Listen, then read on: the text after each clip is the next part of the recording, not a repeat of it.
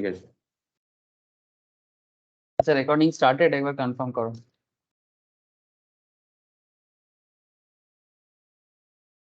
Yes ना? हाँ sir, हाँ सर। Okay sir, okay. अच्छा चलो सर स्टार्ट करते हैं टेक्निकल एनालिसिस। तो टेक्निकल पे हम लोग ना एक टेक्निकल एनालिसिस का जो एक इम्पॉर्टेंट पर्पस है दैट इज ट्रेडिंग करना, है ना सर। टेक्निकल एनालिसिस को करने का सबसे इम्पोर्टेंट पार्ट जो होता है दैट इज ट्रेडिंग को प्रॉपरली सेटअप करने या फिर ट्रेडिंग को अंडरस्टैंड करने का जो एरिया है वो बेसिकली टेक्निकल एनालिसिस है। अच्छा आप सबको एक चीज़ बता दूं, आजकल आप लोग मैक्सिमम ने रिसेंट एग्जाम क्रैक कर लिया, बट मेरा इच्छा है कि आप लोग टेक्निकल का भी एग्जाम क्रैक कर लो, ठीक है। और ये इच्छा सिर्फ मेरा ही नहीं होना चाहिए, इक्वली आप लोगों का भी होना चाहिए।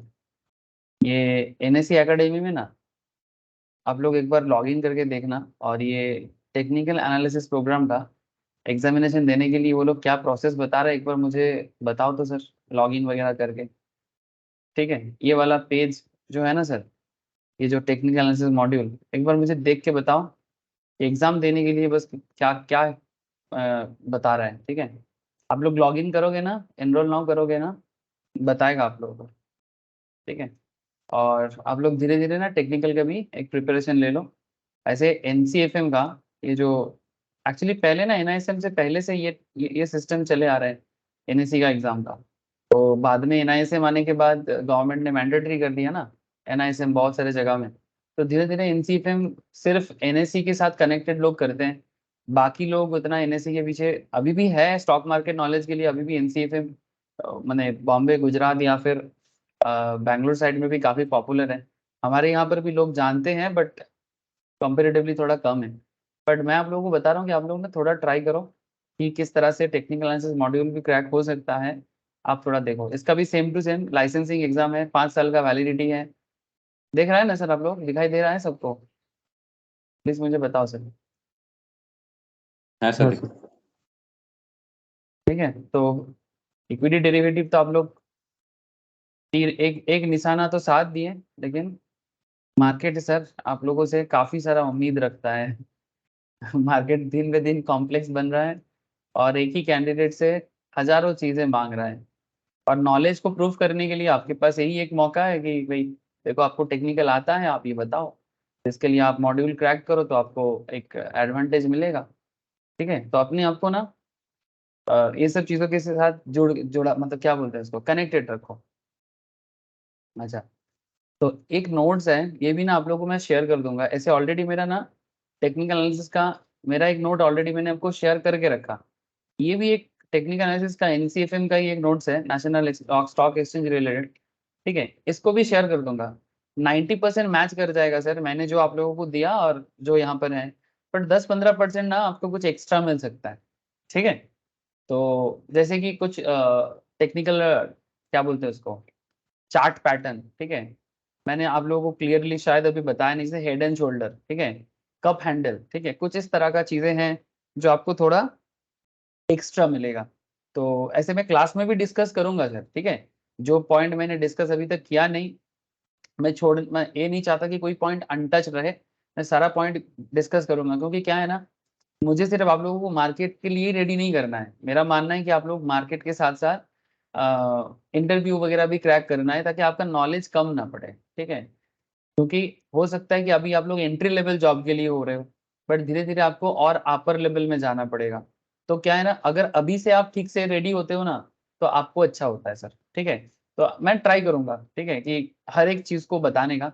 तो मैं भी आशा करूंगा कि आप लोग भी सिमिलर उत्साह के साथ कनेक्टेड रहोगे। ठीक है, वैसे तो ओवरऑल काफी लोगों का टेक्निकल हो गया है, लेकिन फिर भी कुछ टॉपिक है अभी एक्स्ट्रा डिस्कस भी करूंगा, और आप लोगों को काफी हेल्प भी हो जाएगा। और जिनका बेसिक से अभी स्टार्ट करना है उनको भी वो तो करेगा ही, और बाकी जिनका पहले प्रॉपरली नहीं हुआ है या फिर भूल गए हैं और रिसेंट इंटरव्यू वगैरह में भी जाना है, वैराइटीज ऑफ क्वेश्चन का सामना करना पड़ सकता है, पता नहीं कौन सा कंपनी क्या पूछे।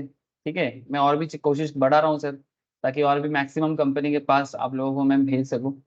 ठीक है, तो आप ताकि आपका भी बार्गेन पावर बढ़े, आपका भी मतलब जो भी हो सकता है, I will try my best. So ठीक है, चलो तो ये जो मेजर इंडिकेटर्स है, ऑसिलेटर्स है, ये ऑलरेडी काफ़ी डिस्कशन हुआ है। तो ये नोट्स भी मैंने शेयर कर दूंगा आप लोगों को। मैं काफ़ी दिनों से सोच रहा था करूंगा, भूल जाता हूँ, अभी कर दूंगा। रिसेंटली हम लोग डाउ एंड एलियट वेव तो क्लास में किए ही थे, है ना? ओके। और लास्ट में नहीं, रिस्क मैनेजमेंट के ऊपर एक बात करेंगे, जहाँ पर स्टॉप लॉस वगैरह के ऊपर ना थोड़ा डिस्कस करेंगे, ठीक है? लेकिन उससे पहले जिन लोगों का थोड़ा कैंडल स्टिक का आइडिया थोड़ा प्रॉपरली चाहिए ना, उनको पहले थोड़ा कैंडल बताऊंगा, फिर रिस्क मैनेजमेंट का ये जो स्टॉप लॉस कॉन्सेप्ट में मैं बीच में बात करूंगा, ठीक है? आशा करता हूँ कि मैं आप लोगों को बता पा रहा हूँ सर क्या होगा और क्या बाकी है, क्या करना है। मुझे अच्छे तो अरे हाँ सर, पूछते ऐसा। अच्छा देखो, टेक्निकल एनालिसिस के बारे में जितना कम बोला जाए उतना ही अच्छा है, क्योंकि ये सीरियसली बहुत इंपॉर्टेंट है। हाँ, कोई कुछ कहना चाहते हो? बोलो सर, बोलो। पीयूष, हाँ कुछ बोल ली की? ना सर, टोन है ओके ओके ओके। अच्छा, मार्केट का क्या हालत है थोड़ा देख लेते हैं सर। मैं तो बीच बीच में थोड़ा भूल जाता हूँ मार्केट को। अरे बाबा, एकदम सपोर्ट छू लिया सर। रिसेंट सपोर्ट क्या बता रहे हैं आप? 500টা স্ট্রং সাপোর্ট ছিল। এখন हाँ, अब आप लोग रेडी रहो सर, पैसा लेके रेडी रहो। सीरियसली बोल रहा हूँ।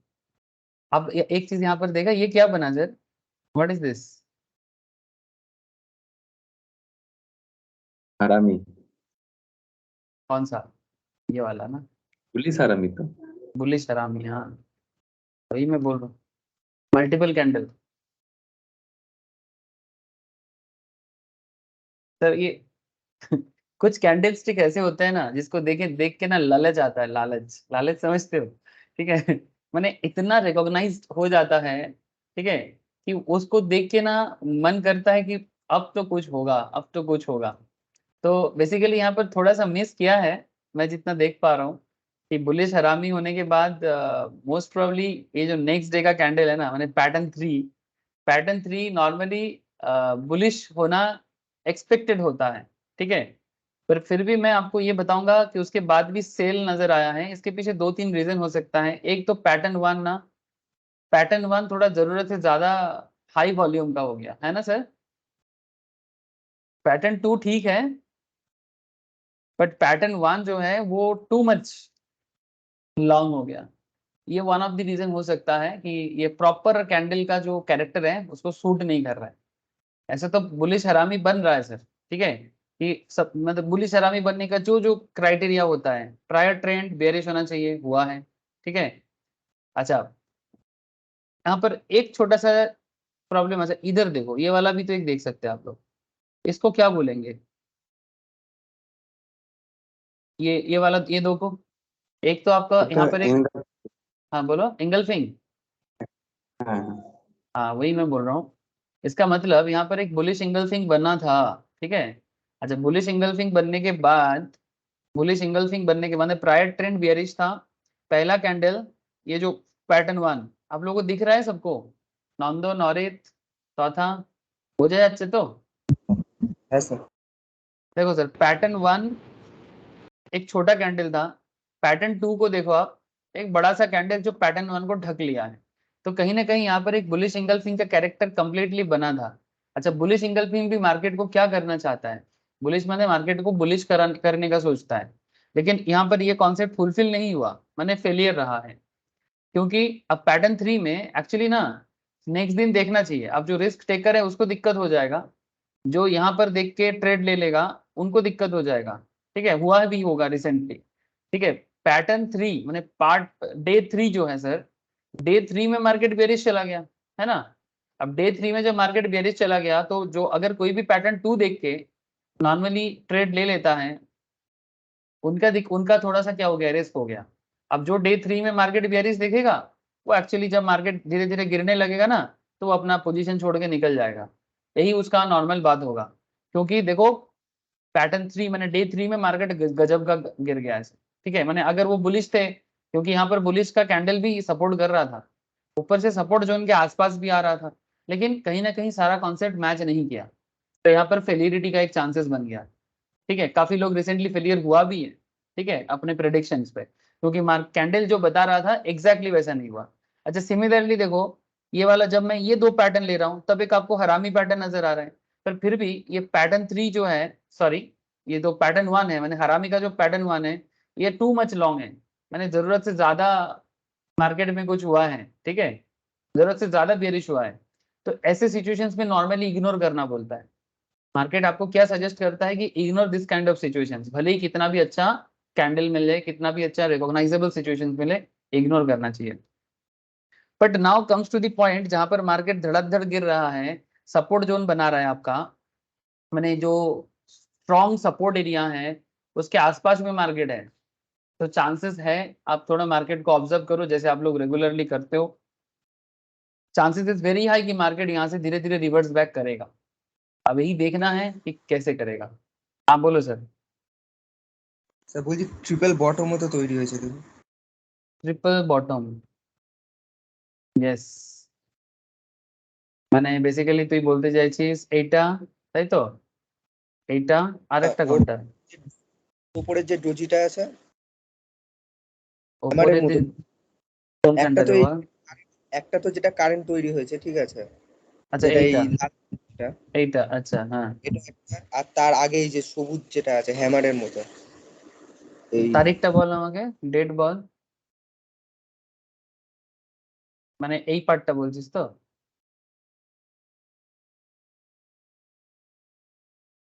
ডেটটা বল না, কোন তারপর ডেটটাতে ভাব? হ্যাঁ ওই তো সেপ্টেম্বরের 11 তারিখের একটু আগে। এইটা তো, এইখানটা তো? হ্যাঁ হ্যাঁ হ্যাঁ হ্যাঁ। হ্যাঁ বুঝতে পেরেছি, হ্যাঁ এইখানটাতে একটা ডাবল বটম তো দেখা যাচ্ছে। আর তার আগে একটা ওই আগস্টের সোজাসুজি আছে একটা লাল কালারের ক্যান্ডেল।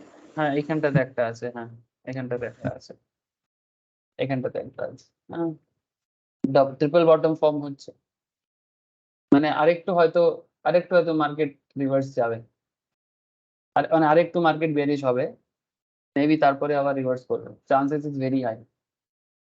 ये सर ये अच्छा आइडेंटिफिकेशन कर रहे हैं, सही आइडेंटिफिकेशन जा रहे हैं। हाँ बोलो सर। আওয়ারলি চার্টে দেখবেন একটা মানে ট্রেন্ড লাইন ফলো করছে মার্কেট, আর নিচে আওয়ারলি তো চার্টে কোন হ্যাঁ, আওয়ার দেবো? এক ঘন্টা? এক ঘন্টা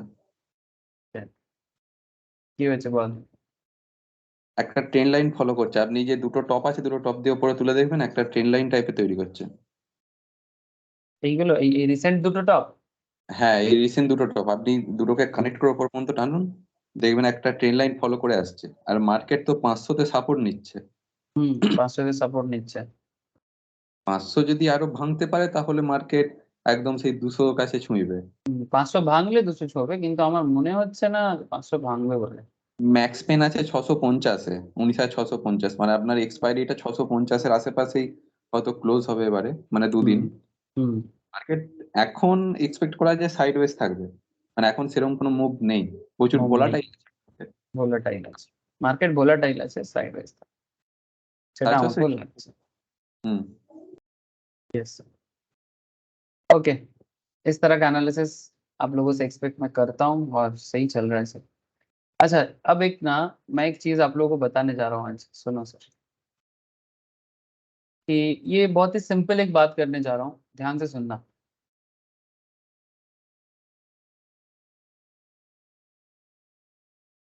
बहुत इंपॉर्टेंट बात है, भले ही इजी बात है, बट क्या है ना जिंदगी में कभी कभी हम लोग ना ज्यादा सोच लेते हैं। ज्यादा नहीं सोचना है, जितना जरूरत है उतना सोचो, क्योंकि ज्यादा सोच के भी शायद आपको उतना ही मिलेगा अगर सिंपल सोचोगे तो शायद उससे ज्यादा मिल जाए। तो मैं कहना ये चाहता हूँ कि एज ए टेक्निकल एनालिस्ट आप कुछ बेसिक रूल फॉलो करो, ठीक है? तो बेसिक रूल जैसे कि मैं आपको बताया कि जब आप एज ए टेक्निकल एनालिस्ट जब आप कोई चार्टिंग सॉफ्टवेयर देखते हो, ठीक है, ऐसे मार्केट में varieties of charting software available है आजकल फ्री में, जो ब्रोकिंग फार्म की तरफ से आपको मिलता है, आप उसको भी प्रॉपरली फॉलो करोगे ना तो वो भी मोर देन एनफ होता है, ठीक है, मार्केट से गेन करने का। क्योंकि मार्केट का मेन मुद्दा जो है ना वो मार्केट का मूवमेंट डायरेक्शन, ठीक है, मार्केट का technical matter as well as future and option positions, ठीक है। अगर आपको ये समझ में आ जाता है ना, फिर चार्टिंग सॉफ्टवेयर कितना भी बढ़िया ले लो, मार्केट करंट डेट में मार्केट अच्छा सॉफ्टवेयर बना रहे हैं फ्री में भी, ब्रोकिंग फार्म की तरफ से भी आपको मिल जाता है, कुछ पेड सॉफ्टवेयर भी है अगर किसी को आदत है वहां पर सिग्नल वगैरह भी मिलता है मार्केट की तरफ से, so that is also available. ठीक है, मैं आपको कुछ नाम भी लास्ट क्लास में बताया था चार्टिंग सॉफ्टवेयर का। सो आप जब चार्टिंग सॉफ्टवेयर यूज करना स्टार्ट करते हो एज ए ट्रेडर, चाहे वो आपके ब्रोकर की तरफ से मिले फ्री वाला, या फिर आप मार्केट से कोई पर्टिकुलर चार्टिंग सॉफ्टवेयर बाई करते हो जहां से आपको डेटा मिलता रहता है। पहले तो मिलता था इस तरह का मार्केट में, आजकल तो कंपनीज इतना पॉपुलर हो गया है, स्पेशली डिस्काउंट ब्रोकरेज फार्म, वो लोग धीरे धीरे अपना सॉफ्टवेयर पे काफी काम कर रहा है। जैसे जीरोधा हो गया, अपस्टॉक्स हो गया, ग्रो जैसे कंपनी हो गया, even angel, Motilal Oswal, recently HDFC भी अपना डिस्काउंट ब्रोकिंग सिस्टम में एचडीएफसी स्काई लेके आ गया। सो ऑब्वियसली मार्केट में अभी अपॉर्चुनिटी बढ़ रहा है। और आपको मैं एक चीज बता दूं, मार्केट कितना भी बढ़ जाए, मार्केट का अपॉर्चुनिटी अभी मतलब क्या बोले, आसमान छुएगा। ठीक है, अभी कुछ नहीं हुआ है, अभी भी हम लोग ना क्या बोलते हैं ना, माने मिट्टी के आसपास ही है। ठीक है, मतलब अभी लैंड सरफेस के आसपास ही, आसमान छूना भी बहुत देरी है। अच्छा सुनो, मैंने किसी किसी को ना लगता नहीं बहुत हो गया और नहीं होगा, नहीं सर। इंडिया का फाइनेंशियल लिटरेसी चेक करो, आपको समझ में आएगा। मैंने जितना देश में लिटरेसी कम लेवल में है, जितना लोग जानते कम है, आप समझ लेना कि इतना अपॉर्चुनिटी अभी बाकी है। हम लोग बोलते हैं ना स्कोप नहीं है, एक्चुअली जब मार्केट खाली है तभी तो स्कोप है। मार्केट खाली है तभी स्कोप है। अब स्कोप तो बहुत है, लेकिन प्रॉब्लम है कि ना स्कोप को फुलफिल करने के लिए दो तीन चीज चारों तरफ से क्या है ना, वो बोलते हैं ना कि जब आप किसी चीज को चाहो तो हर दुनिया का हर ताकत उसको पाने के लिए एकजुट होता है। अब स्कोप तो है, लेकिन स्कोप के लिए गवर्नमेंट रिलेटेड मैटर्स भी इंपॉर्टेंट है कि गवर्नमेंट कैसे पॉलिसी बना रहे हैं। सबसे बड़ा चीज गवर्नमेंट के पॉलिसी से भी बड़ा इंपॉर्टेंट बात है कि पब्लिक पब्लिक को ना अच्छा पॉलिसी पसंद नहीं होता। आप देखना, कभी भी कोई पॉलिटिकल बातें अच्छा पॉलिसी में हो ना, लोगों को पसंद नहीं है। लोगों को सिर्फ कंट्रोवर्शियल बातें पसंद होता है, और उसी के लिए टीवी खोल के घंटा बिता देगा, चाय की दुकान में फालतू का अड्डा मार देगा। लेकिन गवर्नमेंट रिलेटेड अगर अच्छा अच्छा जो भी पॉलिसीज होते हैं, चाहे कोई भी गवर्नमेंट करे, ठीक है, मैंने कोई भी पॉलिटिकल क्या बोलते हैं उसको, मैंने पार्टी जो गवर्नमेंट चला रहे हैं वो करे, अच्छा पॉलिसी को लेके कोई बात नहीं करेगा। इवन ममता बनर्जी का भी कितना अच्छा अच्छा पॉलिसीज है, लेकिन उसका भी सुविधा लोग नहीं उठाना चाहता। मैं आपको एक जेन्युइन फैक्ट बता रहा हूँ। ठीक है, मोदी जी तो रिसेंटली काफी सारा डेवलपमेंटल पॉलिसी लेके आए, स्पेशली एजुकेशनल डेवलपमेंट में, लेकिन उसको लेके पहले हम लोग राजनीति करेंगे, बाद में हम लोग काम का कुछ सोचेंगे।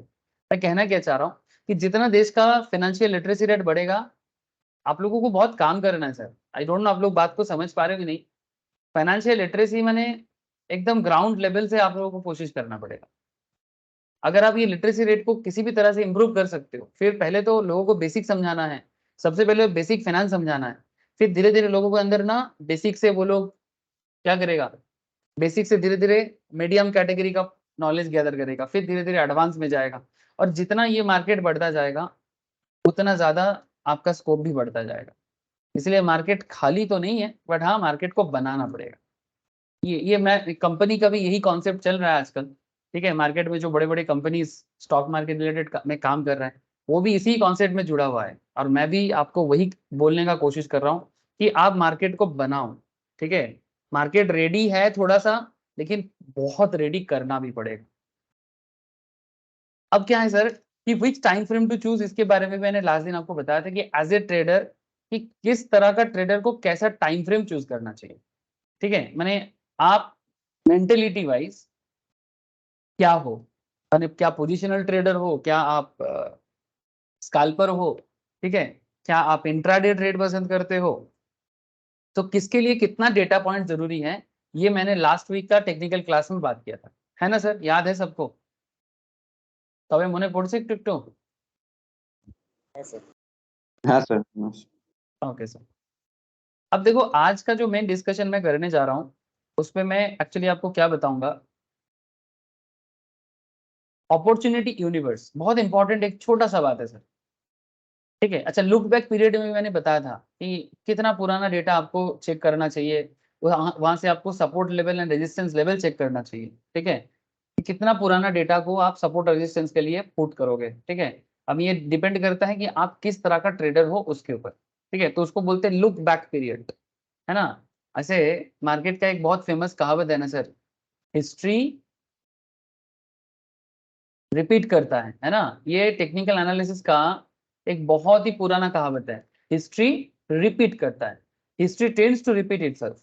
तो लुक बैक पीरियड बहुत जरूरी होता है कि अगर पहले सिमिलर कंडीशंस पे मार्केट किस तरह का एटीट्यूड लिया था, वही कॉन्सेप्ट आपको बाद में भी देखने को मिलता है। तो ये मैं लास्ट दिन आपको ये भी बताया था कि लुक बैक पीरियड कितना होना चाहिए, किसके लिए 6 महीना होना चाहिए कम से कम, किसके लिए 1 ईयर का डेटा चाहिए, ठीक है, किसके लिए 5 दिन का डेटा चाहिए, है ना। इसके ऊपर भी आपने बताया था। 5 दिन का डेटा नॉर्मली जो स्काल्पिंग करते हैं ना, वही जो लोग मिनट का ट्रेड करता है सर, उनको चाहिए होता है, ठीक है। अच्छा, अगर आप लंबा समय के लिए करना चाहते हो तो आपको एटलीस्ट 2 साल पुराना डेटा भी चेक करना चाहिए। पेशेंस फुल काम है, कोई रातों रात बड़ा ट्रेडर नहीं बन जाता। प्रॉब्लम यही है कि लोगों को पेशेंस नहीं है। सीरियसली बता रहा हूँ सर, मजाक नहीं कर रहा हूँ। और 2 मिनट का ज्ञान लेके 4 मिनट एक दिन सक्सेसफुल होके फिर 5 दिन के बाद हम मैं तो सब सीख गया, फिर मुश्किल है। लेकिन छोटा छोटा चीज को अगर आप धीरे धीरे अप्लाई करते जाओगे ना, आप देखना कि डिसिप्लिन आपको बहुत दूर तक लेके जाएगा। अब जो अपॉर्चुनिटी यूनिवर्स के बारे में मैं बात कर रहा हूँ कि किस तरह से एक ट्रेडर अपना अपॉर्चुनिटी क्रिएट करता है। अब देखो मार्केट में अगर मैं रिसेंट डेटा एक बार चेक करूं कि अभी एनएससी बीएससी में मोटा मोटी कितना स्टॉक कंपनीज लिस्टेड है। एनएससी में मोस्ट प्रोबेबली, अच्छा, विकिपीडिया का अपडेट बता रहे 2137, ठीक है। अब आप एनएससी के साइड में जाके भी चेक कर सकते हो कि कितना कंपनी लिस्टेड है, ठीक है। फिर भी मैं एक रफ लिया क्योंकि विकिपीडिया अपडेट करता रहता है, इतना मुझे तो पता है, ठीक है। ये सब डेटा नॉर्मली बहुत ज्यादा देरी नहीं करता। अच्छा, बीएससी के भी मैं थोड़ा देख लो सर। बीएससी भी बता रहा है कि उसके पास 5264, माने कुल मिला के हम लोग कह सकते हैं कि ऑलमोस्ट 7000 के आसपास कंपनी लिस्टेड है सर। हाँ सर बोलो, ऑलमोस्ट 7000 कंपनी मार्केट में लिस्टेड है। अरे हाँ या ना, हाँ सर। है ना। अब यहाँ पर एक बहुत इंटरेस्टिंग चीज है सर। अब 6000 7000 कंपनी को चेक करना और उसको उसके ऊपर ट्रेड लेना मैट इतना आसान आसान तो छोड़ो, इट्स इम्पॉसिबल काम है, ठीक है। So there are roughly 6 to 7,000 stocks in the Bombay Stock Exchange and close about 2,000 listed stock in National Stock Exchange. Does it make sense for you to scan for opportunities across these 1,000 stocks daily? कभी संभव नहीं है sir. Daily हजारों stock के पीछे कैसे काम कर सकते हो आप? तो over a period of time आपको क्या करना होगा सर, यही यही चीज है जो एक ट्रेडर को माइंड को सेटअप करना पड़ेगा। पीरियड ऑफ टाइम मैंने आपके पास जितना समय है, ठीक है, आप जितना समय मार्केट को देते हो, ठीक है, मार्केट में आप अपने अपने हिसाब से टाइम देते हैं ना। कोई लोग फुल टाइम ट्रेडिंग करता है तो उसके पास तो टाइम ही टाइम है। जो फुल टाइम ट्रेडिंग नहीं करता है उनको क्या करना पड़ेगा, वो अपने टाइम के हिसाब से मैचिंग करके करेगा, है ना। सबका अपना अपना है सर।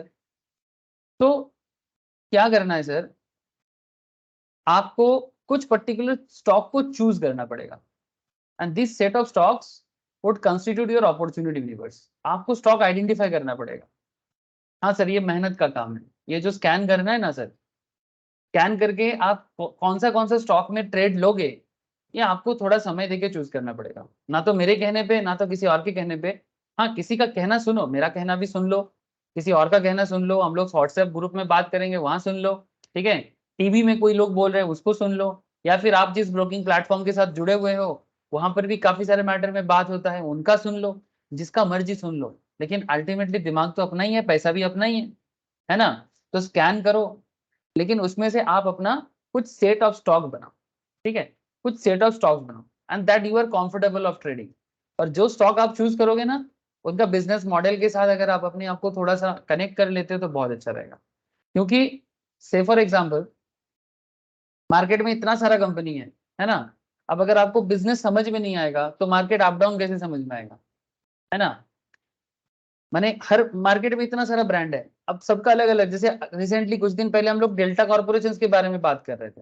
हाँ क्या रे, डेल्टा कॉर्पोरेशन देखो सर, जीएसटी का रिसेंट जो सिचुएशन हुआ, जो डेल्टा কর্পোরেশন को आई थिंक কত রে নন্দন 13,000 কোটি টাকা, কত কোটি টাকার ব্যাম্বু হয়েছে? 16,688। बाप रे, तेरे को एग्जैक्ट डेटा भी बताए, 16,688, ठीक है। तो जस्ट इमेजिन कि डेल्टा कॉर्पोरेशन कहाँ से कहाँ गिरा है, ठीक है, किस तरह का गैप डाउन दिया था।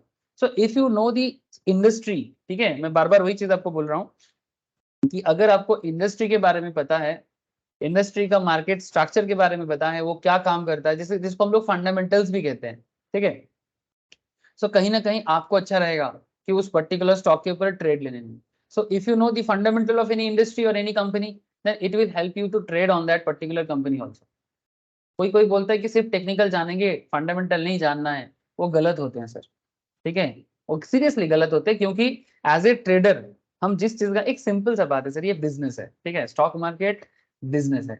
मैं जिस चीज का मैंने ट्रेडर का मतलब क्या होता है, ट्रेडर मैंने इन सिंपल ट्रेडर का मतलब होता है बाइंग सेलिंग करना, ये सर है ना, जिसको हम लोग सिंपल लैंग्वेज में बोलते हैं, हमारे देश में बड़ा पॉपुलर एक लैंग्वेज है धंधा, ठीक है, बहुत पॉपुलर लैंग्वेज है धंधा. तो बाइंग सेलिंग जिस चीज का होता है उसको धंधा बोलते हैं. भाई किस चीज का धंधा करते हो ना, कपड़ा का धंधा करते हैं. किस चीज का धंधा करते हो ना, मैं लोहा का धंधा करता हूँ, ठीक है, कोई बोलता है कोयला का करता हूँ, कोई बोलता है मैं तो सर्विस बेचता हूँ, ठीक है, तो अलग अलग लोग अलग अलग धंधा करता है. बट मैं आपको जो बताना चाहता हूँ कि आप उस पर्टिकुलर स्टॉक पे ट्रेड ले रहे हो, उसका स्टॉक एक प्रोडक्ट की तरह है. अगर आपको आईटी स्टॉक पसंद है, या फिर आपको डेल्टा कॉर्पोरेशन जैसे क्या बोलते हैं कैसीनो कंपनीज पसंद है, तो वो क्या धंधा करता है और उसका बिजनेस मॉडल क्या है, अगर आपको इसका आइडिया रहेगा तो इट विल हेल्प यू ना कि उनके प्रोडक्ट में बाई सेल करने का. ये सर नो, अगर बिजनेस मॉडल पता हो तो स्टॉक एक प्रोडक्ट की तरह है, तो उस स्टॉक को लेके अगर बाई करना है, सेल करना है, कब दाम बढ़ सकता है, कब दाम घट सकता है, इजी ना. ये सर नो. ऐसे जैसे आप लोग काफी लोग मेरे को बता रहे हैं आजकल कि सर आप करेंसी कमोडिटी स्टार्ट करो. अब मैं अभी जब जेन्युइन जेन्युइन इच्छा देखूंगा, मैं सच में स्टार्ट करूंगा कमोडिटी एंड करेंसी. बट आप मुझे एक चीज बताओ कि जैसे ये जो करेंसी है या कमोडिटी मार्केट है, ठीक है, ये भी डेरिवेटिव का पार्ट है ना. जैसे इसका भी बहुत फेमस डेरिवेटिव होता है. जैसे आप जब गोल्ड में, ओके, आप जब गोल्ड में या फिर किसी और काइंड ऑफ प्रोडक्ट में ट्रेड करना चाहोगे, तो आपको इसका बिजनेस मॉडल के साथ कनेक्शन तो रखना पड़ेगा ना सर. मार्केट स्ट्रक्चर में कब गोल्ड का दाम बढ़ सकता है, कब गोल्ड का दाम गिर सकता है, कब सिल्वर का दाम बढ़ सकता है, कब गिर सकता है, इसका एक पूरा कोर बिजनेस तो है ना सर, इकोनॉमिक कॉन्सेप्ट तो है ना इसके पीछे, है ना. तो अगर आप ये चीज समझ जाते हो ना, तो आपको सुविधा होगा मार्केट को अंडरस्टैंड करने में. टेक्निकल तो आपको हेल्प करेगा ही, जो टेक्निकल एनालिसिस का नॉलेज आप स्टॉक मार्केट के लिए ले रहे हो, सेम नॉलेज आप कमोडिटी मार्केट में भी आपको हेल्प कर देगा. समझ रहे हो सर. टेक्निकल नॉलेज हर मार्केट को हेल्प करता है, क्रिप्टो को भी हेल्प करता है. Same to same technical knowledge use करके आप क्रिप्टो में ट्रेड कर सकते हो. सेम टेक्निकल नॉलेज आपको कमोडिटी, करेंसी, किसी भी तरह का ट्रेडिंग एक्टिविटी में, दुनिया का कोई भी ट्रेडिंग एक्टिविटी आप अंडरस्टैंड कर सकते हो थ्रू टेक्निकल एनालिसिस, यही कैंडल चार्ट्स यूज करके. लेकिन अगर आप कैंडल चार्ट यूज करोगे, लेकिन अगर आपको प्रोडक्ट का नॉलेज नहीं है, बिजनेस का नॉलेज नहीं है, कमोडिटी का नॉलेज नहीं है, तो फिर आपको मुश्किल होगा उसका प्रॉपर अंडरस्टैंडिंग को फील करना. ठीक है, तो इसमें थोड़ा सा मैं तो मानता हूँ कि सबको रिसर्च करना चाहिए. ठीक है, रिसर्च भी करना चाहिए, पढ़ाई भी करना चाहिए, मतलब डिट्टो थॉरो पढ़ाई. ठीक है, कोई शॉर्टकट नहीं, डिट्टो थॉरो स्टडी करना है, और विथ अंडरस्टैंडिंग एनालिसिस के साथ. अब चलो, अपॉर्चुनिटी यूनिवर्स हमें क्या बताना चाह रहा है. This set of stocks should constitute your opportunity universe daily. You can scan your opportunity universe to identify trading opportunity. अब आप धीरे धीरे अपना अपॉर्चुनिटी को आइडेंटिफाई करो. Out of 6,000 7,000 stock, 6,000 7,000 stock BSE NSE से चूज करके वहां से आप अपना एक साइट बनाओ. ठीक है, अब उसमें से छांटना पड़ेगा some points to select stocks to build your opportunity universe. मैंने कैसे एक ट्रेडर अपना अपॉर्चुनिटी यूनिवर्स क्रिएट करेगा उसके बारे में बता रहा है sir. Ensure the stock has adequate liquidity. माने आप ट्रेडर बनोगे ना, तो आप देखो, आप वैसे प्रोडक्ट में ट्रेड लो या वैसे स्टॉक में ट्रेड लो जहां लिक्विडिटी अच्छा हो. बहुत इंपॉर्टेंट बात हो रहा है सर, दिमाग में रखना. ठीक है, कि ट्रेडिंग उसमें करना चाहिए जो लिक्विड हो. सर अगर लिक्विड नहीं है तो ऑब्वियसली रिस्की हो जाएगा. लिक्विड नहीं है तो रिस्की हो जाएगा काफी ज्यादा, क्योंकि क्या प्रॉब्लम होगा सर अगर लिक्विड नहीं है तो. एनीवन प्लीज बताओ. ম্যানুপুলেশন হতে পারে, বাই সেল ঠিক মতো নাও হতে পারে, exit entry. Thank you sir. ठीक है, अगर लिक्विडिटी नहीं रहेगा ना स्टॉक पे, ठीक है, या पर्टिकुलर कंपनी के स्टॉक पे या इंडेक्स पे, तो लिक्विड ऐसे इंडेक्स में लिक्विडिटी ज्यादा रहता है, ठीक है, क्योंकि वहां पर मिक्स्ड अप है, स्पेशली निफ्टी 50, है ना, या बैंक निफ्टी या फिन निफ्टी। अच्छा, अगर स्टॉक आपको समझ में आ जाए ना, तो स्टॉक में भी लिक्विडिटी होता है, ठीक है, लेकिन उसमें से आपको चूज करना पड़ेगा। स्टॉक एनालिसिस करना थोड़ा आसान है, क्योंकि एक एक ही कंपनी है ना। निफ्टी को एनालिसिस करना माने एक कंपनी नहीं है, निफ्टी के अंदर 50 कंपनी है, तो आपको 50 कंपनी को आइडेंटिफाई करना पड़ेगा। ले काम में क्या समझ रहे सर? 50 कंपनी का एनालिसिस करना और एक कंपनी का एनालिसिस करना। सपोज आपको रिलायंस समझ में आता है, आप रिलायंस को ही ट्रेड लेना चाहते हैं और किसी पे नहीं करते, तो सिर्फ रिलायंस का एनालिसिस करते जाओ, इसका बिजनेस, इसका डे टू डे फ्लक्चुएशन, सिर्फ इसी को देखते जाओ बस, समझ जाओगे। बात समझे? दोनों तरीका है। आपको सिर्फ मानो अदानी समझ में आता है, वोलाटाइल है पर समझ आता है। जो अदानी समझ गए वो सब समझ गए। अदानी लोगों को इतना इतना क्या बोलते हैं, हार्ट अटैक देते हैं ना। जो दिल का कमजोर है उनको बोलना अदानी ना लेने के लिए, समझ रहे हैं सर? जो दिल का कमजोर है, मैं एक मेरा स्टूडेंट था लास्ट ईयर 2020 कोरोना के पीरियड में, थोड़ा एजेड थे। तो मैं अदानी का शेयर तब किसी कारण से गिरा था, आई थिंक हिंडनबर्ग तो रिसेंटली हुआ, उस टाइम पे गिरा था, अदानी गैस ये सब गिर गया था। क्या कारण था? अरे वो इकोनॉमिक टाइम्स में कोई फाइनेंशियल रिपोर्टर है, जर्नलिस्ट है, जिन्होंने 2016 का मुद्दा फिर से उछाला था, वो मॉरिशस वाला इन्वेस्टमेंट का कॉन्सेप्ट, जो 2016 में अदानी के ऊपर एक केस बना था कि अदानी का मॉरिशस से कुछ इन्वेस्टमेंट आ रहा है जिसका कोई प्रॉपर सोर्स का मतलब डिटेल्स नहीं है। तो सेबी इसके ऊपर काफी मतलब कार्रवाई किया था, लेकिन कोई डिटेल्स नहीं मिला, ऐसा कुछ ऐसा बात है, लेकिन सेबी ने कोई कंप्लेन भी जनरेट नहीं किया मार्केट में, मैंने ऐसा बात चल रहा था। तो बेसिकली इसके ऊपर एक रिपोर्ट बना था, और रिपोर्ट के कारण धड़ाधड़ अदानी का शेयर गिर गया। मेरे को फोन करके बोलते हैं सर क्या करें, ठीक है। तो मैं बोला कि कितना है, तो अच्छा खासा था उनके पास, करीब 1.5-2 लाख के आसपास तो वैल्यूएशन हो ही जाएगा कम से कम। तो मैं बोला कि आप चुपचाप रख दो, 6 महीना बाद वापस ठीक हो जाएगा, अगर हो सके तो शॉर्ट सेल वगैरह करना है तो कर सकते हैं, ठीक है, या फ्यूचर पोजीशन ले सकते हैं। बोलते नहीं सर उतना समझ में नहीं आता है, मैं बेच देता हूँ। अब बेचेंगे तो लॉस में बेचना पड़ेगा ना। तो बोलते हैं हाँ लॉस लॉस में ही बेचूंगा। अब वो मेरा बात नहीं सुना, ठीक है, तो लॉस अल्टीमेटली हुआ और लॉस में ही बेचा, छोड़ के आ गए। मैं बोला फालतू में चिंता कर रहे हो, अभी बीजेपी का सरकार है, अब अदानी का कुछ नहीं होगा, वो ठीक हो जाएगा। देखो तो जेन्युइन बात कर रहा हूँ, ठीक है, बीजेपी का गवर्नमेंट है, अदानी का कुछ नहीं होगा, और अगर कोई दूसरा गवर्नमेंट भी आ जाए फिर भी मेरा मानना है कि अदानी का जगह लेना मुश्किल है, ठीक है, कोई भी आए गवर्नमेंट में अदानी के साथ लेके ही चलेगा, क्योंकि अदानी जिस तरह का इंफ्रास्ट्रक्चर में इन्वेस्टमेंट करके रखा है, ये गवर्नमेंट को भी हेल्प कर रहा है बहुत ज्यादा, ठीक है। सो मेरे मेरे हिसाब से अदानी का अगर थोड़ा बहुत गलती होता भी है ना, तो गवर्नमेंट भी ना उसको किसी ना किसी तरह से एडजस्ट कर लेगा, मे बी, ठीक है, ये मेरा पर्सनल एक कॉन्सेप्ट, मतलब ये है सर। सो कहने का मतलब, तो और ठीक ठीक 6 महीना तो छोड़ो, 3 महीने में स्टॉक वापस आया। जैसे हिंडनबर्ग में भी आप लोगों के साथ मेरे क्लास में बोला था, सर चिंता ना करो, ये अपने आप को रिकवर करेगा। हाँ पहले जैसा उतना नहीं किया, पर किया तो है ना सर। अब वो फिर बाद में मेरे को फोन करके बोलता है कि सर आपका बात सुनने से अच्छा होता। हमने देखो बात सुनना ना सुनना आपके ऊपर है, मैं तो मेरे मन का बोला था कि मेरे को जो ठीक लगा था, बाकी ठीक है, अब आपको जो ठीक लगे। तो इसलिए मैं उस दिन बोला था कि सोचा था मन में कि जो दिल का कमजोर है वो अदानी ना ही ले तो अच्छा है। ओके सर, जस्ट एक याद आ गया सर। आई थिंक 2020 में ना जो मैं बोल रहा हूँ, आई थिंक वही टाइम होगा। चलो छोड़ो। So some pointers to select stock, build your opportunity universe. To ensure the stock has adequate liquidity is a very important point. One way to ensure adequate liquidity is to look at the bid ask spread. माने market में जो daily order book generate होता है ना, आप लोग NSC के side में मैंने आपको बार बार ये चीज दिखाया। तो इवन मार्केट जब लाइव चलता है तब भी आप बीड आस्क स्प्रेड देखते हो, है ना, 20 मार्केट डेप्थ का जो हिसाब देखते हो, है ना। तो आप बीड आस्क स्प्रेड भी देखो ना, उसमें आपको लिक्विडिटी का पता लग जाता है।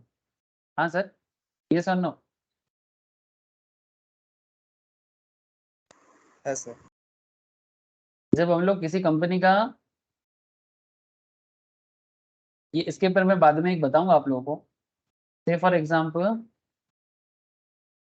ये देखो, ये जो बीड आर आज का स्प्रेड चल रहा है, ये लाइव मार्केट में आप लोग देखते रहते हो ना, ठीक है। तो ये जिसका जितना अच्छा होता है, ठीक है, सेटलमेंट, आप देखो इसको कभी बैठे बैठे ऑब्जर्व करना कि मैंने कितना लोग बीड कर रहा है, ठीक है, ट्रेडिंग के लिए, और कितना लोग ऑफर कर रहा है कि भाई मेरे को बेचना है, कुछ लोग बोल रहे हैं मेरे को खरीदना है, ऑर्डर क्वांटिटी भी जनरेट कर रहा है, ठीक है, कितना और लॉट का ऑर्डर करेगा, कितना क्वांटिटी का ऑर्डर करेगा। ये जो बीड आस्क का जो लाइव मार्केट है, ये आप लोग फ्यूचर मार्केट में भी देखते हो ऑर्डर बुक के अंदर। सो बीड आस्क स्प्रेड जितना अच्छा रहेगा, ठीक है, जितना ज्यादा अच्छा रहेगा उतना लिक्विडिटी भी अच्छा रहेगा, है ना। तो ये इस पॉइंट को ध्यान रखना पड़ता है। तो क्या कहते हैं sir, ensure the stock is adequate liquidity, one way to ensure adequate liquidity is to look at the bid ask spread, lesser the spread the more liquid the stock, ठीक है, स्प्रेड कम रहेगा तो लिक्विडिटी ज्यादा रहेगा। Alternatively you can have minimum volume criteria, आप और एक चीज कर सकते हो, मिनिमम वॉल्यूम बना सकते हो कि भाई मेरे को कम से कम 50 लाख का वॉल्यूम चाहिए, या मेरे को कम से कम 1 करोड़ का वॉल्यूम चाहिए डेली बेसिस में। तो वॉल्यूम का मतलब आपको पता है, मैं ज्यादा नहीं बोलूंगा, recently future and options class में वॉल्यूम और ओपन इंटरेस्ट का डिफरेंस भी आप लोगों ने अच्छे से एकदम बेसिक लेवल से पढ़ा। सो यू नो कि वॉल्यूम अच्छा रहना कितना अच्छा होता है, ठीक है। So volume is another criteria. तो बेसिकली आपका क्राइटेरिया है कि आप स्टॉक में ट्रेड लेना चाहते हैं कि नहीं चाहते, या ट्रेड करना चाहिए कि नहीं करना चाहिए। सेकंड थिंग, आपको इक्विटी सेगमेंट चूज करना चाहिए, because equity segment can be day traded. Okay, अब यहाँ पर अगर कोई न्यू बाई है तो नॉर्मली क्या कहा गया था कि भाई आप इंट्राडे मत करो, ठीक है। तो ये नॉर्मली कहा जाता है कि भाई आप अगर नया हो मार्केट में तो आप इंट्राडे मत करो, पहले आप पोजिशनल ट्रेड में ही काम करो। क्या करो सर, पोजिशनल ट्रेड में, ठीक है। पोजिशनल माने क्या, पोजिशनल माने 1 हफ्ता, 2 हफ्ता, 3 हफ्ता, 4 हफ्ता, माने आज खरीदो, 1 महीने के अंदर आप मार्केट में स्क्वायर ऑफ करो, ठीक है। इसमें आपको थोड़ा आसान होता है। आप डे चार्ट देखो, day chart is comparatively easy, ठीक है। मिनट मिनट में मार्केट को अंडरस्टैंड करना इतना इजी नहीं हो पाता है जितना आप डे टू डे चार्ट को देख के मार्केट को अंडरस्टैंड कर सकते हो, ठीक है। तो ये और एक चीज, पैसा का भी एक मैटर होता है, मार्जिन का भी एक रिक्वायरमेंट होता है। तो अगर आप पहले धीरे धीरे पोजिशनल ट्रेड करो, ये रिकमेंडेशन रहता है हमेशा किसी भी न्यू बाई को, मतलब जो फर्स्ट टाइम मार्केट में आते हैं उनको हमेशा रिकमेंड किया जाता है कि आप इंट्राडे पहले ना करो, आप पहले पोजिशनल ट्रेड लो, जिसको हम लोग स्विंग ट्रेडर भी कहते हैं। क्या कहते हैं सर, स्विंग ट्रेडर। हाँ बोलो सर। আচ্ছা আমি করেছিলাম রিসেন্টলি এই 1 মাস আগে किसे, ইনফোসিসে ওই যেদিন ওই 13% না কত ডাউন গেছিল না ওদের আমেরিকার हाँ हाँ এডিআর এর হুম, ওই সেদিন নিয়েছিলাম। আচ্ছা, সুইং ট্রেডিং করেছিলি না স্কাল্পিং করেছিলি? সুইং ট্রেডিং এ করেছিলাম ওই কত 1300, হ্যাঁ 1326 নিয়েছিলাম, এই রিসেন্ট সেল করলাম 1500-তে। Very good sir, very good. এরকম অপরচুনিটি আমরা ক্লাসে অনেকবারই ডিসকাস করেছি, যখন আইটি স্টক গুলো ডিসেম্বর, জানুয়ারি, ফেব্রুয়ারির দিকে খুব ডিসকাশন হয়েছিল। Good. तो स्टार्टिंग में ना आप सिर्फ सिंपल रखो मैटर को, माने swing trading is like a small time investment, ठीक है। 1 मंथ, 15 डेज, 20 डेज, 25 डेज। आप स्टार्टिंग में ज्यादा दिमाग ना लगाओ, दिमाग बाद में लगा लेना, ठीक है। स्टार्टिंग में ना लोग आके नहीं मेरे को इंट्राडे करना है, ये करना है, अरे भाई लोग क्या करता है वो छोड़ो, लोगों से जिंदगी नहीं बनता है, अपना जिंदगी अपने से बनता है, ठीक है। मेरा मानना है कि अगर मैं कोई चीज पहले स्टार्ट करूं तो मेरे हिसाब से पहले इजी से ही स्टार्ट करना चाहिए। स्टार्टिंग में इतना भी टफ चीज अचीव करने के लिए बारे में नहीं सोचना चाहिए, क्योंकि देखो ये मार्केट है, पैसा का मैटर है। तो आप पहले ही टफ चीज के बारे में सोच लोगे तो शायद आप फंस सकते हो। तो इसीलिए नॉर्मली मैं सजेस्ट नहीं करता। हाँ, अगर कोई मेंटली काफी स्ट्रांग है और कैपिटली भी स्ट्रांग है, करो सर, कोई दिक्कत नहीं, ठीक है। अगर आपका मेंटल स्ट्रेंथ भी है और कैपिटल स्ट्रेंथ भी है, मैं आपको नहीं रोकने वाला, आप करो।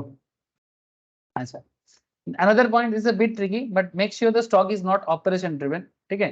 Unfortunately there is no quantifiable method to identify operator driven stock, this comes to you basically। ये पेनी स्टॉक के बारे में बात कर रहे हैं सर, ठीक है।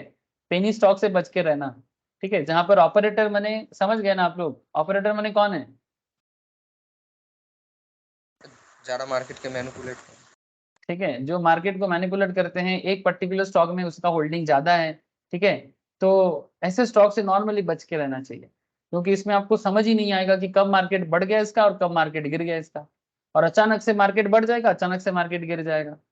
वो आपको पता है ना, वो एक साधना टीवी या ब्रॉडकास्ट बोल के कंपनी का एग्जांपल दिया था आप लोगों को।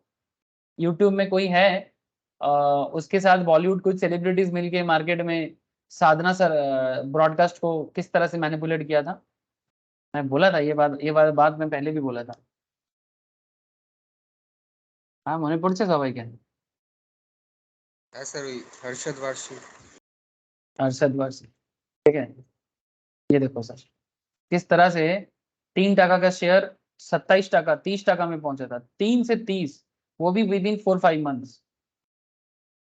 4-5 में नहीं, 3-4 महीने में 3 का शेयर 30 में चला गया और फिर देखो धड़ाधड़ गिर गया, और आज देखो फिर से जो इसका औकात है वहीं पर आ गया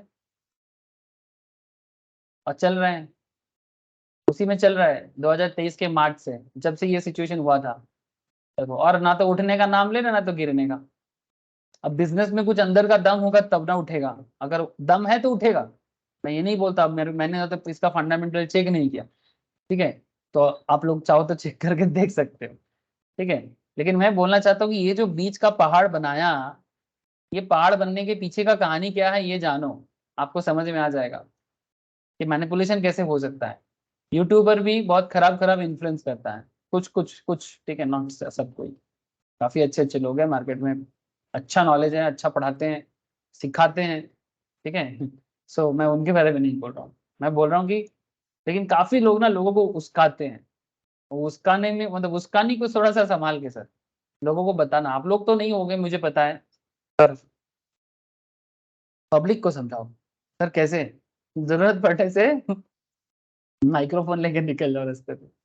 अच्छा देखो आगे देखो, if you find difficult to find stock that comply with the above points, ये जो भी मैंने आपको बताया, अगर आप इस तरह का पॉइंट आइडेंटिफाई नहीं कर पाते, ठीक है, किसी पर्टिकुलर स्टॉक, तो नॉर्मल सजेशन क्या रहता है, निफ्टी 50 या सेंसेक्स 30। अगर आप ऐसे स्टॉक को समझ नहीं, मतलब सिंगल हैंडेडली कोई स्टॉक आइडेंटिफाई करने में आपको दिक्कत हो रहा है, ठीक है, तो बेस्ट वे इज निफ्टी 50, सबका प्यारा, ठीक है, सबका प्यारा निफ्टी 50, सबका प्यारा, ये सबको पसंद है सर, लोग एकदम बहुत प्यार करते हैं। ये रहा, अब एनएससी के साइड में जाके भी चेक कर सकते हो।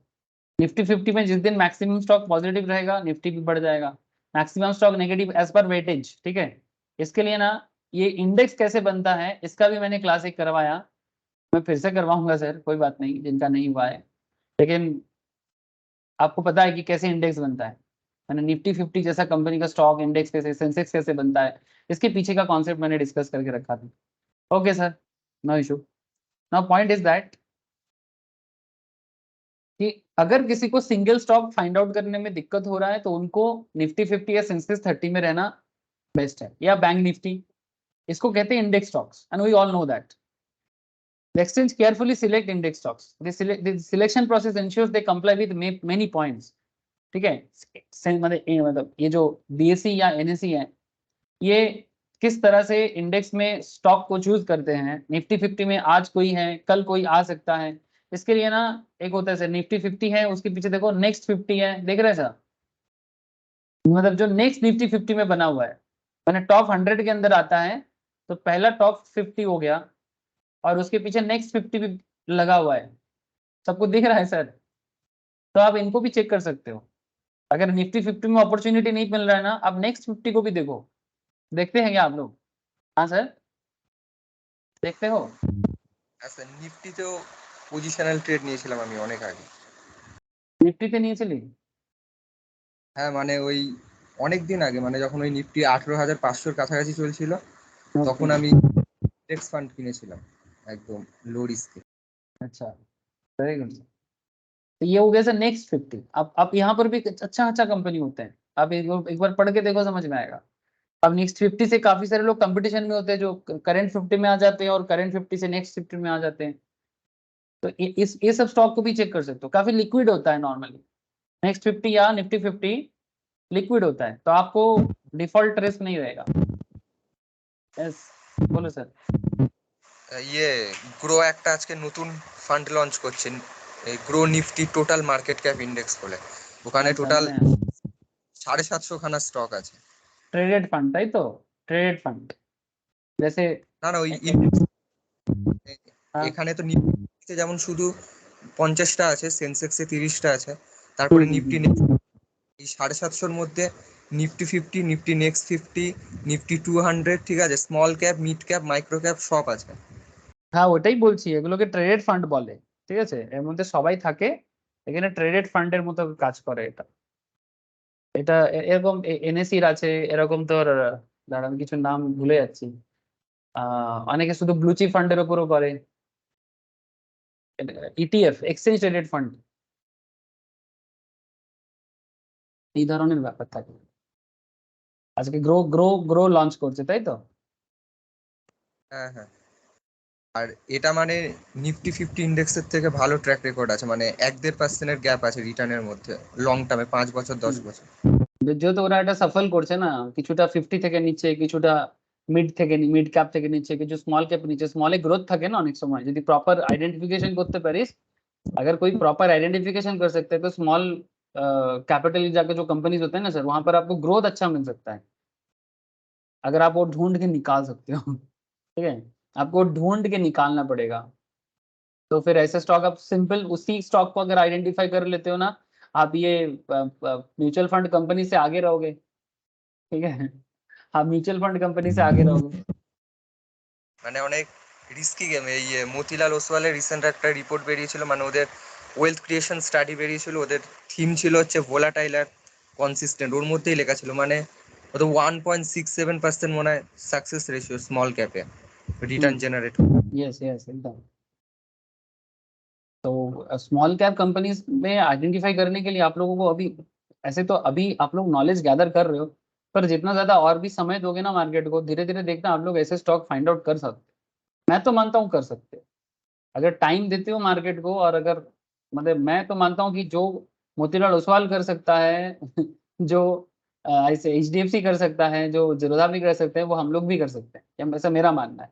बाकी आप लोगों को अच्छा लगे ना लगे वो अलग बात, but it's possible, you can identify.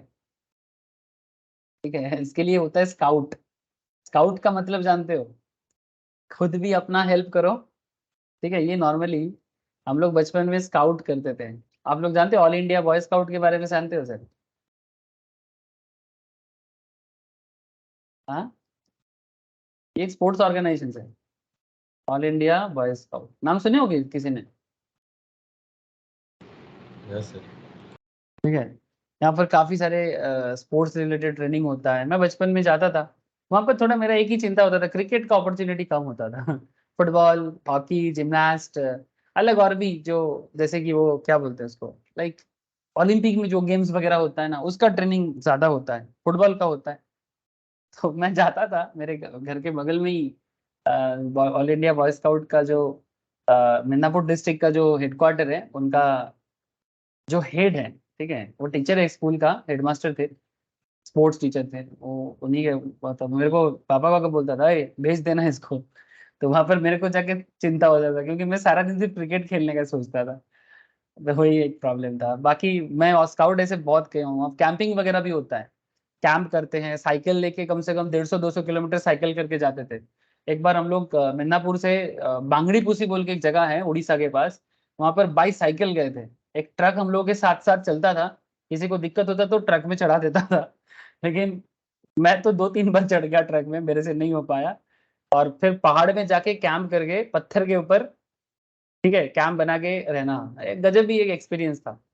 जो भी है, अब बात को समझो सर, स्काउट का मतलब मैं स्टॉक मार्केट एंगल से मैं थोड़ा बताने का कोशिश कर रहा हूँ, ठीक है। सो स्काउट का मतलब होता है कि भाई आप स्टॉक को चूज करो, ठीक है, आप स्टॉक को चूज करो, खुद का हेल्प करो और दूसरे का भी हेल्प करो, that is the concept of scout, ठीक है। So let us now proceed to understand how one should go about selecting stock for trading. In other words, we will try to identify a process. Process क्या है stock को identify करना? Simple बात है sir, आप लोगों को सुनने के बाद लगेगा कि कुछ भी नहीं है, लेकिन वही बात है सर कि जब तक सुनेंगे नहीं तब तक लगेगा कि क्या चीज है। So employing which we can scan for trading opportunities, the process is mainly suited for a swing trader. अब फिलहाल मैं आपको स्विंग ट्रेडर के हिसाब से बता रहा हूँ, ठीक है, उसके बाद स्कैल्पर का भी बता दूंगा। तो यहाँ पर 4 एस्पेक्ट्स के बारे में बता रहे हैं। पहला तो एक प्रॉपर चार्टिंग सॉफ्टवेयर देखो, ठीक है, जिरोधा यूज करते हो तो जिरोधा भी चलेगा, आप स्टॉक्स कोई भी, ग्रो का भी आजकल काफी डेवलप किया है। Time frame, end of day data. क्या टाइम फ्रेम चूज करना है? हर दिन का जो डे क्लोज का डेटा होता है, एवरी डे जो डे का क्लोजिंग होता है। आप लोगों में कैंडल स्टिक जिन लोगों ने कर लिया उनको पता है, जो लोग ऑलरेडी कैंडल स्टिक का क्लास कर चुके हो दे मस्ट नो कि किस तरह से हर दिन का क्लोजिंग डेटा इंपॉर्टेंट होता है नेक्स्ट दिन का कैंडल को अंडरस्टैंड करने के लिए। ठीक है, जैसे लास्ट दिन मार्केट कहाँ क्लोज हुआ है, जैसे देखो ग्रीन कैंडल स्टार्ट होता है नीचे से, खत्म होता है ऊपर, तो ग्रीन होता है। This is the starting part, this is the माने this is opening part, this is the closing part. ठीक है, तब जाके ग्रीन। और रेड कैंडल का क्या है, दिस इज ओपनिंग है, दिस इज क्लोजिंग। और ये जो बीच बीच में शैडो बनता है ना, वो दिन का हाई और दिन का लो। ठीक है, ये दिन का हाई है और दिन का लो है, और इसका क्या है, ये दिन का हाई है, ये दिन का लो है। तो ये जो ओपन हाई लो क्लोज होते हैं ना, ये बहुत इंपॉर्टेंट एक कॉन्सेप्ट होता है। ये कैंडल स्टिक समझाने के टाइम पे बेसिक लेवल में ये डिस्कशन मैं करूंगा। ठीक है, क्योंकि अभी जो मैं टेक्निकल स्टार्ट किया, अब धीरे धीरे मैं बेसिक्स में ही पहुंचूंगा। लेकिन बेसिक जिनका आगे आगे होगा वो अभी ये क्लास भी अगर कर रहे हैं ना अच्छे से, तो उसको भी समझ में आ जाएगी कि अल्टीमेटली कितना बेसिक को स्ट्रॉन्ग करना है, कि कैंडल का एक एक कैरेक्टर आपको आइडेंटिफाई करना आना चाहिए। ठीक है, तो धीरे धीरे आपको मैं सिखाऊंगा। मैंने वही एक्चुअली जो लोग करके आए हैं उनको पता है। So what is the point sir? The point is that कि आपको टाइम फ्रेम में end of the day data चाहिए। अपॉर्चुनिटी यूनिवर्स आप अभी क्या चूज कर रहे हो सर? अगर आप इंडिविजुअल स्टॉक में समझ नहीं पा रहे हो खुद का, तो निफ्टी 50 लो, क्योंकि ये आपको डाइवर्सिफाई कर देता है। और अभी मेरे को इसने बताया, क्या नाम है, नॉनन ने बताया कि सर ईटीएफ टाइप का देखो आप, जैसे कि क्या नाम बताया नॉनन, ग्रो का कुछ आया है रिसेंटली मार्केट में। Nifty total market cap index মানে আজকেই তো লঞ্চ হবার কথা, মানে এনএফও আজকেই ওপেন হবে। यस सर, इस तरह का देखो निफ्टी का, और भी इस तरह का है। देखो low volatility 30, Nifty alpha, Nifty 200 quality. ठीक है, ऐसे बहुत सारे स्टॉक, स्ट्रेटेजी इंडिसेस, थीमेटिक, ठीक है, थीम वाइज भी बहुत सारे ऐसे सेक्टोरल इंडिसेस, ऐसे बहुत सारे चीज आपको देखने को मिलेगा। ठीक है, सिलेक्ट इंडेक्स। ठीक है, so what is the point, मैं कहना ये चाहता हूँ कि आप अपना अपने हिसाब से बना लो। ठीक है, अगर थीम वाइज भी जाना है तो थीम वाइज भी जा सकते हो। तो फिलहाल निफ्टी 50 से बात को समझ लो, फिर आगे आगे जो भी जरूरत होगा मैं बोलूंगा आपको। तो निफ्टी 50 स्टॉक आप चूज करते हो, तो ट्रेड टाइप, जैसे कि अगर आप पोजिशनल ट्रेड लेते हो with an option to square off off intraday, माने आप पोजिशनल ट्रेड लो, माने हो सकता है कि आप आज बायर बन रहे हो, आप सेल करोगे एक हफ्ता बाद, 2 हफ्ता बाद, ठीक है, 2 weeks later, 3 weeks later, may be 4 weeks later. ठीक है, बाय टुडे, इसको क्या बोलते हैं, buy today sell any other day, sell कभी भी। तो जब आप पोजिशनल ट्रेड लेते हो, लेकिन अपने आप को इंट्राडे के स्क्वायर ऑफ का भी ऑप्शंस में रखो। माने अगर आपका टारगेट हिट हो जाए, सपोज आप कोई स्टॉक 1000 में ले रहे हो, आपका टारगेट है 1030, एग्जाम्पल ले रहा हूँ, मानो सेम डे पे आपका टारगेट हिट हो गया, सर टारगेट हिट हो जाए ना, निकल पड़ो सर। और बढ़ सकता है वाला कॉन्सेप्ट से बच के रहना, और बढ़ सकता है वाला कॉन्सेप्ट से बच के रहना। टारगेट हिट हो जाए ना, आप मन ही मन में एक टारगेट लेके चलते हो कि भाई इतना मैं स्टॉप लॉस लगाऊंगा। जैसे कि हम लोग टेक्निकल एनालिसिस का जो चार्ट पैटर्न होता है, जब मैं कैंडल सिखाता हूँ तो स्टॉप लॉस का कॉन्सेप्ट भी वहां पर बात करता हूँ। ठीक है, मैं फिर से बताऊंगा उसको, जिसका स्टॉप लॉस में प्रॉब्लम है, stop loss, trailing stop loss, मैं आगे आगे बात करूंगा सर। ठीक है, तो आप लोग बने रहो सर। सो मैं कहना क्या चाहता हूँ कि अगर आप टारगेट लेते हो कि भाई मैं इस दाम पे मेरे को 100 का दिख रहा है इसको, ठीक है, और मैं चाहता हूँ कि इसको 130 में या 115 में मैं बेचूंगा, तो अगर आपका टारगेट हिट हो जाए ना, तो डोंट थिंक ट्वाइस कि नहीं और बढ़ेगा और बढ़ेगा। ये लालच बहुत बुरा भला सर, लालच से बचना। तो मार्केट का जो बेसिक साइकोलॉजी है, टारगेट हिट हो जाए चुपचाप निकल पड़ो, रहो मत उसमें, बात मारो, मान लो सर, बहुत एक इंपॉर्टेंट बात है। सो ट्रेड टाइप क्या हो गया, positional trade with an option to square off intraday provided target hits the same day. अच्छा, लुक बैक पीरियड, अगर आप एक पोजिशनल ट्रेडर हो, आप 6 मंथ पुराना डेटा देखो, 1 साल का पुराना डेटा, 6 मंथ्स टू 1 ईयर, अगर 2 इयर्स तक का भी आप डेटा को इंक्रीज कर सकते हो, अगर आप सपोर्ट रेजिस्टेंस लेवल को प्रॉपरली देखना चाहते हो। ठीक है, अगर आप सपोर्ट रेजिस्टेंस का क्लास में मैं ये चीज फिर से बताऊंगा एक बार। ठीक है, कि कैसे सपोर्ट रेजिस्टेंस को ड्रॉ किया जाता है। ठीक है, जैसे आजकल आप लोग खुद ही मेरे को समझा देते हो सर, क्या करंट सपोर्ट तो स्ट्रॉन्ग सपोर्ट चल रहा है 19500 पे, जो दिख भी रहा है ना, जो दिख भी रहा है, स्ट्रॉन्ग सपोर्ट 19,500 में है और यहाँ से मार्केट को रिवर्स करने का काफी बड़ा चांसेस है। और जैसे कि आज तो दिख रहा है सर, ऐसा पॉजिटिव ही दिख रहा है, आज अभी तक तो पॉजिटिव रहा है। तो आई थिंक आपको समझ में आ रहा है, ठीक है। तो क्या क्या बात बन रहा है सर, देखो, तो आप अगर जितना लंबा समय के लिए देखोगे, ठीक है, उतना आपका ऑथेंटिक होगा, रिलायबिलिटी बढ़ेगा। तो having fix this important practical aspects, ठीक है। अब इस सेम तरह का कॉन्सेप्ट आप किसी भी तरह का ट्रेडिंग अपॉर्चुनिटी में यूज कर सकते हो। तो यहाँ पर अभी शॉर्ट लिस्टिंग प्रोसेस, ध्यान से सुनना, ये थ्योरी नहीं है सर, प्रोसेस है। ये प्रोसेस को दिमाग में भरना है, कॉपी में पहले लिख लेना कि कैसे शॉर्टलिस्टेड करना चाहिए एज ए ट्रेडर, ठीक है। ये पहले पहले ना आपको थोड़ा समय लगेगा, फिर धीरे धीरे प्रैक्टिस होते होते ना आदत हो जाएगा। कोई भी चीज प्रोसेस हमेशा स्टार्टिंग में लगता है लंबा प्रोसेस है, बट जब रियल लाइफ में उसको करते हैं तो एक बार प्रैक्टिस से, हम लोग बचपन में जब कंप्यूटर सीखते थे, है ना, या टैली वगैरह सीखते हैं, तो पहले टीचर क्या करता था, लंबा प्रोसेस है, ये पहले ओपन करो, फिर फाइल बनाओ, ठीक है, फिर फोल्डर बनाओ, ऐसा लंबा लंबा प्रोसेस बताता था। हम लोगों को लगता था कि कितना बड़ा काम है, लेकिन जब बाद में ये सब चीज रेगुलर हो गया आजकल, तो हम लोग इजी हो गए ना सर, तो ओपन करना, फाइल बनाना, फोल्डर बनाना सेकंड में हो जाता है। वैसे ही बात है कि ये जो भी प्रोसेस आपको मैं बता रहा हूँ, ये प्रोसेस सुनने में लगता है 4 प्रोसेस है, 5 प्रोसेस है, 7 प्रोसेस है, बट एक्चुअल में रियल लाइफ में जब आपका आदत हो जाएगा, प्रैक्टिस हो जाएगा, ये प्रोसेस फ्रैक्शन ऑफ सेकेंड में हो जाता है, फ्रैक्शन ऑफ मिनट में हो जाता है। तो जब आप कोई पर्टिकुलर स्टॉक या इंडेक्स को चूज करते हो, look at the chart of all stocks with in my opportunity universe, ठीक है। जैसे हम लोग यहाँ पर कितना लिए, निफ्टी 50 लिए। अब निफ्टी 50 में अगर कंपनी 50 है तो 50 कंपनी का चार्ट एनालिसिस करो। सर क्या बोलते हो, हाँ सर, मेहनत तो करना है। अच्छा, while looking at the chart my attention is only for the recent 3 और 4 maximum candles। और जब आप अटेंशन दोगे तो रिसेंट जो कैंडल्स होगा, रिसेंट कैंडल माने अभी अभी कुछ दिन पहले हुआ है, ठीक है, ये जो रिसेंट कैंडल है, जैसे कि हम लोग क्लास में देखे जा रहे हैं ना सर, हम लोग को समझ में आ गया था ना कि मार्केट गिरेगा, कुछ वैसा ही बात है कि समझ में आ गया था, तो रेगुलर स्टडी करने से समझ आ जाता है। नेक्स्ट क्या कहते हैं कि while look at the chart the stock with opportunity universe, 3 से 4 कैंडल रिसेंट फॉर्मेशंस को देखना चाहिए, अटेंशन देना चाहिए। While looking at the recent 3 candles check the recognisable candlesticks pattern develop. क्या कोई रिकॉग्नाइजेबल कैंडल बना है, क्या बना है या बन रहा है। अगर रिसेंटली कुछ रिकॉग्नाइजेबल कैंडल बना है या बन रहा है तो उसे भी ध्यान में रखना पड़ेगा, ठीक है। जैसे आवरली कैंडल देखो यहाँ पर, ठीक है।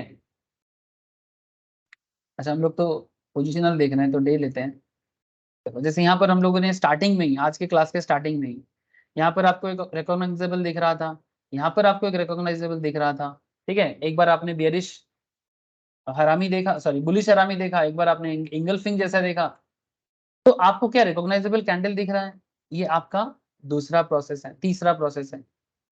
चौथा, अगर आपको इंटरेस्टिंग पैटर्न दिखता है, shortlist the stock for further investigation. आप उस पर्टिकुलर स्टॉक में इन्वेस्टिगेशन बढ़ाना है और फिर स्काउटिंग प्रोसेस कंटिन्यू होगा, ठीक है। तो अगर आप 50 निफ्टी 50 स्टॉक देख रहे हो तो 50 चार्ट्स को ही देखो सर, 50 चार्ट को ही देखो। निफ्टी 50 का डिटेल्स जितना कंपनीज है, आप कहाँ से पता लगेगा आपको, एकदम मैं बेसिक से बात कर रहा हूँ। कहाँ जाना है, निफ्टी में चले जाओ, निफ्टी से यहाँ पर आपको लगातार सारा डिटेल्स मिल जाएगा। निफ्टी 50, नेक्स्ट निफ्टी 50, कहाँ चला गया, ये रहा निफ्टी 50। अब इसका आप यहाँ पर चले जाओ, जैसे हिंदुस्तान यूनिलीवर है, एचसीएल टेक है, एशियन पेंट्स है, Adani Ports is there, Titan is there, IndusInd bank, Bajaj Finserv, tech Mahindra, Bajaj finance, L and T, Axis bank, ठीक है, बीपीसीएल, आपको पता है। आप ये पूरा लिस्ट आपको मिलेगा, अब एक एक लिस्ट का चार्ट एनालिसिस करो।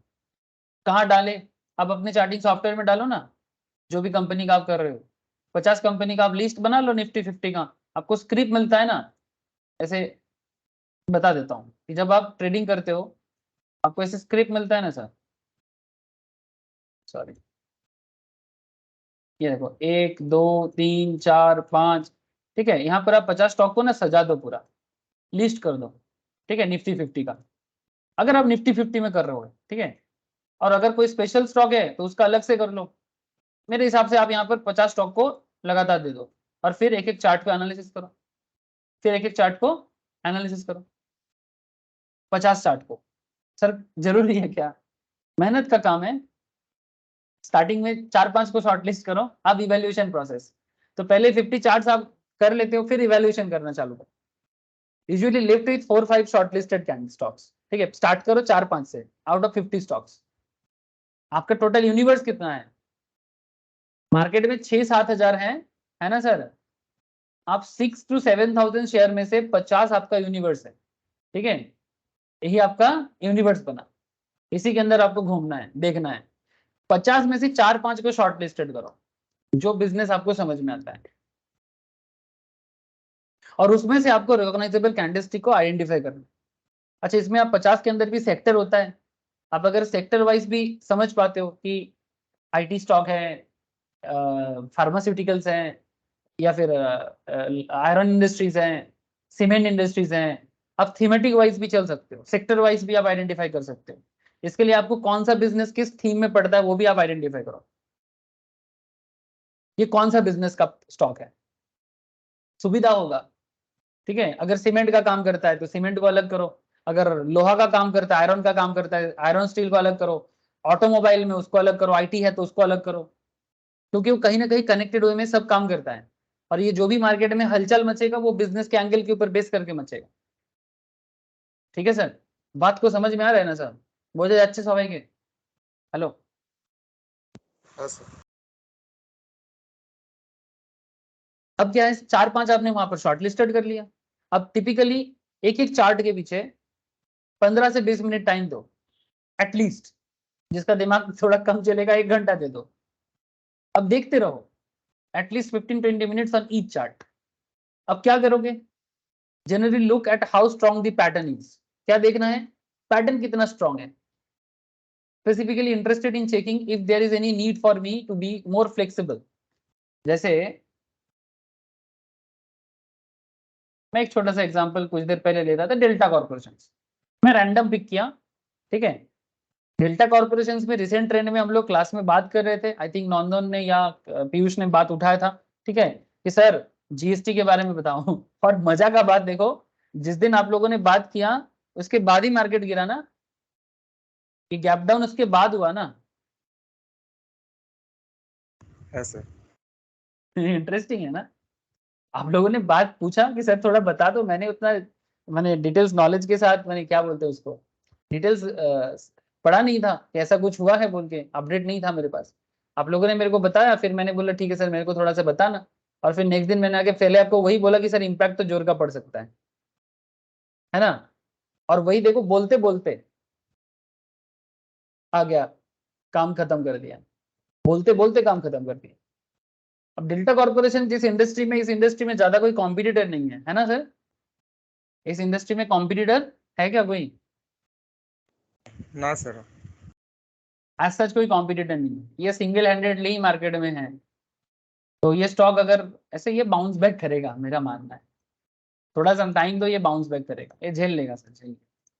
चाहे आप कुछ भी बोलो, हाँ थोड़ा समय लगेगा पर झेल लेगा, ठीक है। अब सरकार का नियम के बारे में ज्यादा नहीं बोलूंगा, छोड़ो, ठीक है। वो किसी के साथ अच्छा होता है, किसी के साथ बुरा होता है, ये मार्केट का एक कॉन्सेप्ट है, ठीक है। अब देखो, now the point is that, अब यहाँ पर हम लोगों ने देखा ना सर कि किस तरह का गैप डाउन दिया, और गैप डाउन देने के पीछे के रीजन भी पता लगा हम लोगों को। तो अगर रिकॉग्नाइजेबल कैंडल पैटर्न मिल गया, अगर रिकॉग्नाइजेबल गैप डाउन या वॉल्यूम मिल गया, ठीक है, सारा चीज जब एक साथ हो रहा है। और एक चीज देखो, कोई भी स्टॉक ना अचानक से नहीं गिर जाता है। अगर आपको देखना है, ये काफी दिनों से स्ट्रगल कर रहा है। अगर आप देखो तो जुलाई अगस्त से ही स्ट्रगल कर रहा है ना। स्पेशली यहाँ से इसका स्ट्रगलिंग पीरियड चालू हुआ है। फिर भी मार्केट में इंफॉर्मेशन प्रॉपरली बना नहीं था, तो ये थोड़ा बहुत साइडवेज में चल रहा था। देखो साइडवेज एकदम चल ही रहा है, चल ही रहा है। ये रेगुलर फॉलो करने से पता लगता है। तो और वो भी कैसा साइडवेज जा रहा है, कोई बड़ा कैंडल एक भी फॉर्म नहीं हुआ प्रॉपरली, या तो डोजी फॉर्म हो रहा है, या तो स्पिनिंग टॉप फॉर्म हो रहा है, है ना, या तो कभी कभी छोटा मोटा हैमर फॉर्म हो रहा है, ऐसा ही हो रहा है ना सर, माने जो बेसिकली मार्केट का इंडिसीजन को बताते हैं। समझ नहीं आ रहा है मार्केट को क्या होगा क्या होगा क्या होगा, माने मार्केट जोर का चिंता में पड़ गया, धीरे धीरे डिप्रेशन हो गया, और डिप्रेशन एक दिन क्या होगा, अब जो गिरना था गिर गया, मार्केट को क्या लग रहा है कि जो गिरना था गिर गया, अब और क्या होने वाला है। अब देखो मार्केट में बिजनेस है तो थोड़ा बहुत बाई करके रखते हैं, मार्केट यही सोच रहा है, लेकिन अभी भी कंफ्यूज है कि पता नहीं फिर से गिरेगा तो, इसीलिए देखो थोड़ा सा हरा है, साइकोलॉजी बता रहा हूं मैं आपको, सॉरी। बाकी अगर आप फंडामेंटल भी थोड़ा इसका चेक करोगे आपको और आइडिया मिलेगा। सो बेसिकली ये तो फिर भी एक ही इंडस्ट्री का कॉन्सेप्ट है। अब ऐसे आपके सामने जब एक साथ एक इंडस्ट्री के अंदर 4 स्टॉक 5 स्टॉक होता है ना, तो आपको कंपेयर करने को भी मौका मिलेगा, क्योंकि मार्केट में तब आपको ऑप्शन मिल जाएगा कि भाई टीसीएस नहीं लेना विप्रो देखो, विप्रो नहीं सर इन्फोसिस देखो, इन्फोसिस नहीं वो कुछ रिसेंट कंपनी आया, क्या नाम है उसका, आईटी आईटी स्टॉक में कुछ नया कंपनी भी है ना, नाम बोल रहा हूँ। মিড ক্যাপের মধ্যে তো অনেকগুলো আছে, এলটিআই মাইন্ডট্রি আছে, এমফাসিস আছে, हाँ मैं কেপিআই। माइंड ट्री, हाँ मैं माइंड ट्री के बारे में सोच रहा था इस तरह का। तो अब मिड कैप में उसको देखो, लेकिन वो निफ्टी 50 में नहीं आएगा, और मैं जिसका नाम ले रहा हूँ निफ्टी 50 में आएगा। अब इस तरह से आप अपने रिस्क सर पैरामीटर, हाँ बोलो, এই মাইন্ডট্রি চলে এসেছে কারণ মাইন্ডট্রির সাথে ওটা মার্চ করে গেছে, কার আর সাথে এখন মাইন্ড ট্রি কার সাথে মার্চ করে গেছে? এলটিআই এর সাথে আচ্ছা স্টাইল টেক ওভার হয়েছিল মাইন্ডট্রি। टेक ओवर ছিল না, एग्जैक्टली बस यही प्रोसेस आपको फॉलो करना है। अब आगे देखो सर, तो generally look how strong the pattern is, specially अगर प्रॉपर कैंडल मिल जाए आपको, जैसे for example if bullish marubozu has a shadow. अच्छा यहाँ पर फ्लेक्सिबिलिटी का भी बात करता है कि नॉर्मली एक मारुबुजू जो होता है ना उसमें शैडो माने ये जो विंग होता है विग होता है ना, ये नॉर्मली नहीं होता है, लेकिन अगर बुलिश मारुबुजो में अगर कोई शैडो मिल रहा है आपको, बुलिश मानी ये ग्रीन है, ठीक है, तो शैडो है तो फिर क्या उसको हम लोग फ्लेक्सिबिलिटी दे सकते हैं? Shadows length concerning the range हल्का फुल्का होता है कभी कभी, तो उसके लिए आप थोड़ा सा रेडी रह सकते हो। और नॉर्मली मारुबुजो क्या करते हैं ना, ट्रेंड को बदल देता है, और कोई प्रायर ट्रेंड नहीं होता मारुबुजो का। मारुबुजो किसी भी मोमेंट में रेडी हो सकता है और कभी भी आ सकता है, और मारुबुजो आने के बाद ना मार्केट का ट्रेंड या तो बुलिश हो जाएगा या तो बेयरिश हो जाएगा, ये देखा जाता है। After this, look at the prior trend. For all bullish pattern, the prior trend should be a downtrend, and for all bearish pattern, the prior trend should be an uptrend. ठीक है, इसमें काफी कंसंट्रेट करना। तो everything जब good looks good होगा, identify recognisable pattern with a well defined prior trend, proceed inspect to chart further. फिर से चार्ट को और फर्दर प्रोसीड करो। अब क्या करना है, अब आप वॉल्यूम देखो। जब चार्ट आपको पूरा कॉन्फिडेंस दिया, अब आप वॉल्यूम देखो, ठीक है, कि क्या वॉल्यूम आपका 10 दिन का एवरेज वॉल्यूम देखो, क्या 10 दिन के एवरेज वॉल्यूम से मार्केट अच्छा जा रहा है तो आपका अच्छा रहेगा, एटलीस्ट 10 दिन के वॉल्यूम के आसपास होना चाहिए। Provided both the candle pattern and volume confirm, जैसे कैंडल और वॉल्यूम कंफर्म होता है, अब सपोर्ट देखो। अगर आप लॉन्ग जाना चाहते हो तो सपोर्ट देखो, और अगर आप शॉर्ट जाना चाहते हो तो आप रेजिस्टेंस देखो। आप सबको पता है शॉर्ट और लॉन्ग क्या होता है, ठीक है, तो support resistance level should coincide, ये बात भी देखना है। अगर सपोर्ट रेजिस्टेंस लेवल कोइंसाइड करता है, ठीक है, किसके साथ, कैंडल के साथ, तो आपका स्टॉप लॉस उस पॉइंट पे होना चाहिए। जैसे अगर आप रिसेंट निफ्टी को देखो,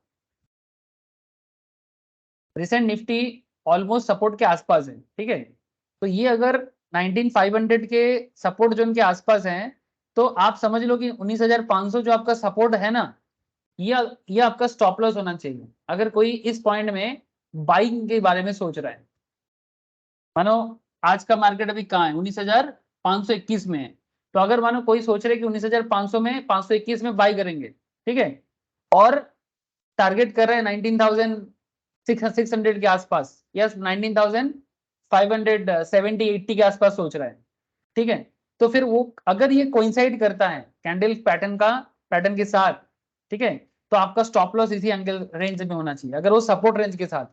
अच्छा अगर सपोर्ट क्रॉस करके निकल जाता है ना, तो फिर छोड़ दो सर, ये बात भी देखना है कि अगर सपोर्ट क्रॉस करके आपका पॉइंट करंट सपोर्ट जोन को क्रॉस करके अगर मार्केट आ जाता है तो अभी चुप हो जाओ, अभी कुछ मत करो, फिर देखो कि नया क्या सपोर्ट बन रहा है।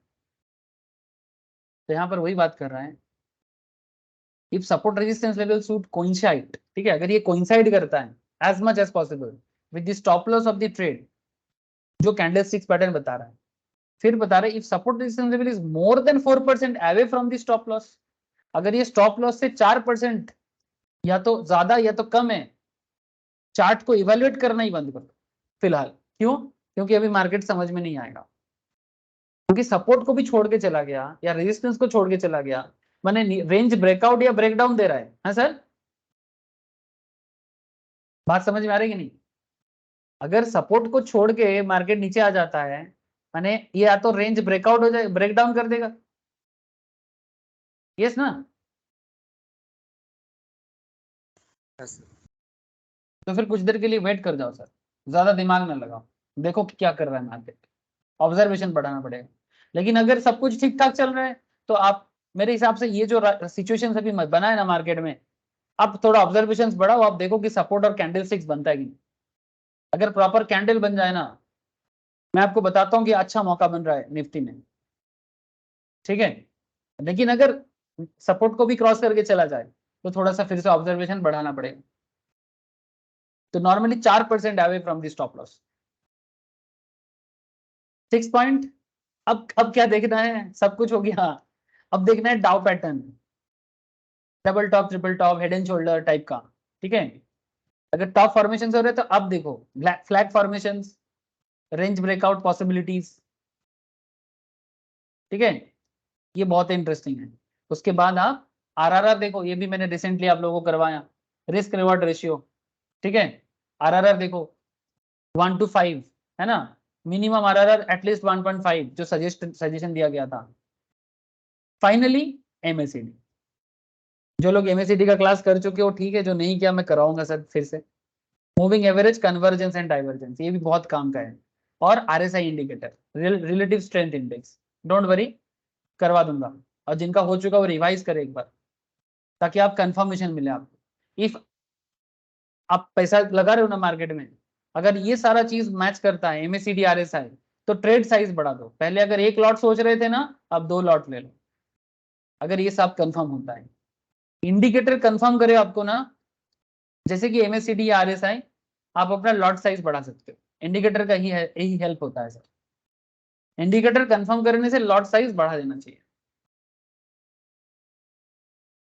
तो 4-5 शॉर्टलिस्टेड था out of 50, at the most 1 और 2 में अच्छा, अब 4-5 में से सारे के सारे में ट्रेड नहीं होगा सर। 50 में से 4-5 लिया आपने, आउट ऑफ आपका यूनिवर्स था 50, उसमें से शॉर्टलिस्ट किया 4-5, उसमें से शॉर्टलिस्ट होके हो जाएगा 2 या 3, ये 1 या 2।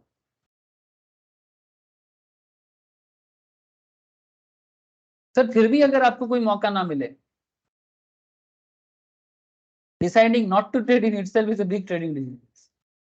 यानी जितना 8 पॉइंट हम लोगों ने यहाँ पर पढ़ा, अगर ये 7-8 पॉइंट, एटलीस्ट पहला 4-5 पॉइंट अगर फुलफिल नहीं हुआ ना, तो आगे का पॉइंट तो देखना ही नहीं।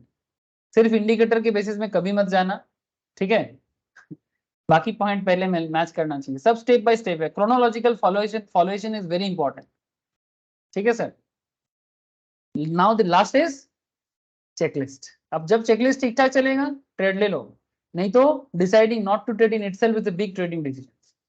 कभी कभी ट्रेड ना करना भी एक बड़ा ट्रेडिंग डिसीजन होता है। ओके सर, ये होता है ट्रेड लेने का प्रोसेस। ये आप लोग, मेरा मानना है कि आप लोगों को ये जो प्रोसेस है ना, इसको ना घर पे एक बार कॉपी में लिख लेना चाहिए, और ट्रेडिंग प्लेटफॉर्म में आके थोड़ा सा रिवाइज कर लेना चाहिए। और जरूरत पड़े तो थोड़ा बहुत पैसा लगा के मार्केट में, ऐसे आप लोग करते हो, मैं उनके लिए बोल रहा हूँ जो नहीं करता है। जो करते हैं उनके लिए ठीक है सर, कोई बात नहीं, पर मेरे को तो बोलना पड़ेगा ना, चाहे कोई करे ना करे आप लोग। लेकिन सर ये प्रोसेस फॉलो करना, आप लोग देखना, आपको काफी बेनिफिट मिलेगा, ठीक है सर। आज इतना ही रखूंगा, बाकी चर्चा नेक्स्ट क्लास में करूंगा। अच्छा, मुझे गीतिका ने लास्ट दिन एक क्वेश्चन पूछा था सर कैलेंडर स्प्रेड का। सर कल हम लोग का ऐसे ही डेरिवेटिव क्लास है ना, कल डेरिवेटिव क्लास है, कैलेंडर स्प्रेड का ही बात करूंगा, ठीक है। Okay sir.